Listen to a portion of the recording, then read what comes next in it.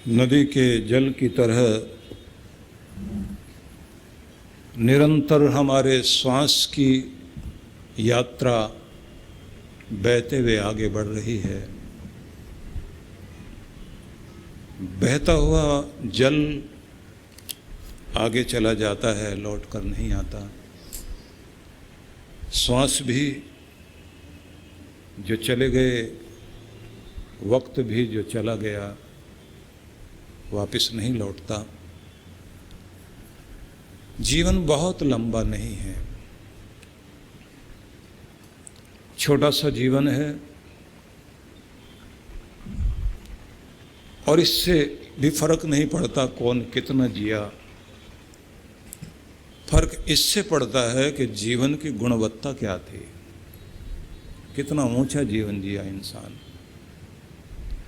और ये ध्यान रख लीजिए कि दुनिया आपको पहचाने ना पहचाने, बस ऊपर वाला आपको पहचानना चाहिए कि आपके कर्म को देख रहा है।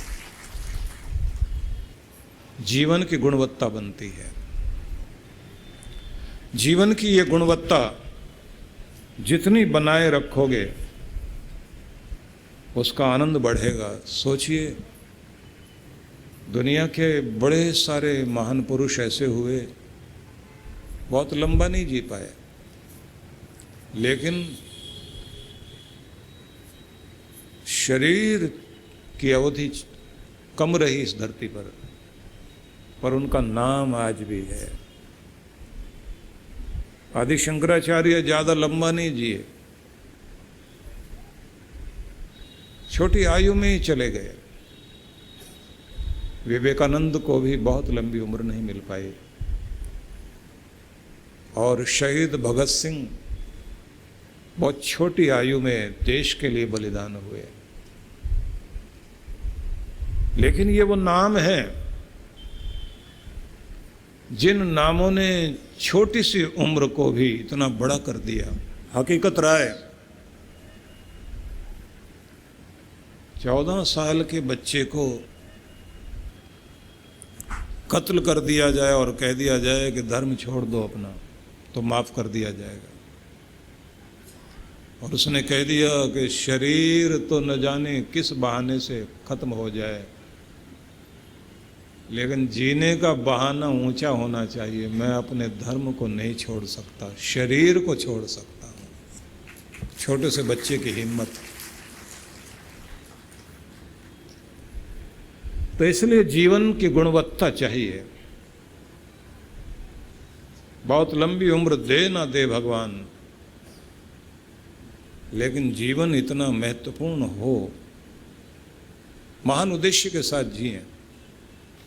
देखा जाए, जब हम दुनिया में आते हैं तो सांस लेते हैं, और उस समय कोई नाम नहीं होता हमारा। दुनिया में आते ही सबसे पहला काम हम करते हैं सांस लेने का, और जब दुनिया से जाते हैं तो आखिरी काम करते हैं सांस छोड़ने का। तो जब सांस लिया तो उस समय सांसें रहती हैं, लेकिन नाम नहीं होता। नाम दिया जाता है, नाम कमाया जाता है। और जब जा रहे होते हैं तब सांस आखिरी लेने के बाद सांसें खत्म हो जाती हैं, नाम साथ होता है।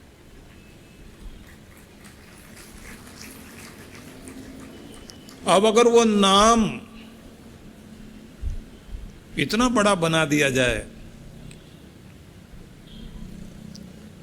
कि उस नाम के सहारे इंसान को प्रेरणा मिले कि इस व्यक्ति ने ऐसा जीवन जिया जिससे प्रेरणा मिलती है, शक्ति मिलती है, तो कहते हैं फिर वो नाम उसे वक्त नहीं मिटा सकता, क्योंकि काल सबको खा जाता है, लेकिन आपके किए हुए कार्य के कारण जो आपका नाम बनता है उसको वक्त नहीं खा सकता, वक्त उसे मिटा नहीं सकता। पत्थरों पर लिखा हुआ नाम भी मिट जाएगा, पर काल चक्र पर अगर आपने सही ढंग से जीवन जी करके नाम लिख दिया तो समय चक्र भी उसे नष्ट नहीं कर सकता। अखबारों में नाम आए, अच्छा आए बुरा आए, वहाँ एक दिन अखबार पढ़ा, दूसरे दिन वो अखबार पुराना हो जाता है। लेकिन आप सोचिए कि आज वे महान पुरुष हजारों साल पुराना समय, अगर 2000-2500 साल पुराने वक्त को याद करें तो बुद्ध को याद करें, 500 वर्ष पूर्व गुरु नानक देव को याद करें, 500 वर्ष पूर्व कबीर साहब को याद करें, गोस्वामी तुलसीदास रामचरितमानस लिखा 500 साल पहले, 300 साल पहले सहजबाई, दयाबाई, स्वामी चरणदास, उन महान पुरुषों को याद करें। तो शरीर भले ही जितनी उम्र दे भगवान हम जिए, लेकिन बड़ी चीज होनी चाहिए कि जीवन को उतना महत्वपूर्ण हम बनाएं कि ये जीवन, ये शरीर हट भी जाए लेकिन नाम वो चमकता रहे। तो इसके लिए ये ध्यान रखने की बात है कि हमें कोई छोटे से परिवार या दायरे में गोल गोल घूमते घूमते जिंदगी बिताने की नहीं, बल्कि इससे ऊपर उठकर इस समाज के लिए और धरती के लिए कुछ करने की बात सोचनी चाहिए। आप सोचिए कि अगर बुद्ध भी यही सोचते, अपने उसी राजकाज में लगे रह जाते, और राजकुमार तो थे ही, महात्मा बुद्ध बनकर उनका परिचय दुनिया के सामने ही ना आता। और महात्मा गांधी अगर चूल्हा चक्की और घर परिवार उतने में ही लगे रह जाते तो, कबीर का भी एक परिवार था, वो भी अगर उतने में ही लगे रह जाते तो, नरसिंह मेहता का भी परिवार था, संत एकनाथ का भी परिवार था, संत तुकाराम का भी परिवार था, उतने छोटे दायरे में अगर रुके रह जाते तो इतना बड़ा कुछ दुनिया को नहीं दे सकते थे। मैं ये नहीं कहता कि परिवार को छोड़ें, वो भी करें, लेकिन आप बहुत बड़ा कुछ कर सकते हैं। कुछ बड़ा सोचिए, बड़ा करने के लिए अपने मन के अंदर भावना लाइए, और नहीं तो जहाँ से बड़े विचार मिलते हैं वहाँ इकट्ठे हो जाओ, सब मिलकर के कोई न कोई कुछ न कुछ अच्छा करने के लिए तत्पर हो जाओ।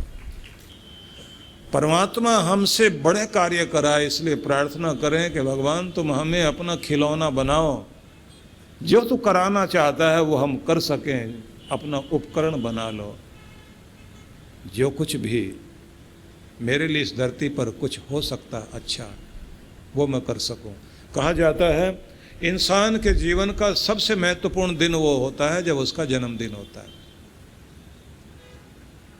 लेकिन उससे भी बड़ा दिन वो होता है जब उसको ये पहचान आ जाए, ये समझ आ जाए कि मेरा जन्म किस लिए हुआ है, क्यों हुआ है, क्या करने के लिए दुनिया में आया हूँ। जिस दिन ये समझ आ जाए, कहते हैं वो दिन उसके जीवन का सबसे बड़ा होता है।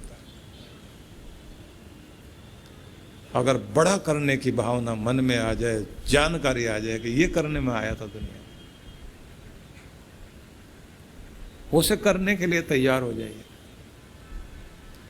तो इसलिए परमात्मा से ये जरूर कहें कि भगवान तुम मुझे वो अवसर जरूर प्रदान करो कि मैं कुछ ये चिता जलने से पहले अपने चैतन्य को जागृत कर सकूं, और अपने चैतन्य को उस कर्म धर्म में लगा सकूं कि शरीर भले ही मिट जाए, लेकिन मेरे कर्म, मेरा कार्य इस दुनिया में रोशनी बन जाए।